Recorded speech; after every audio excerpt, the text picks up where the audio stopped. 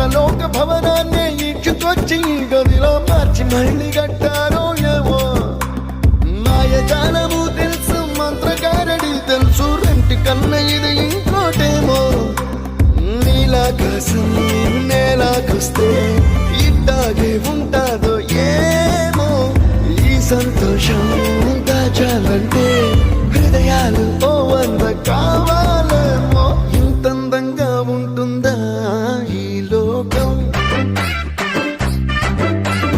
ఇన్నాళ్ళు ఈ మనసుకి తెలియాలేదే పాపం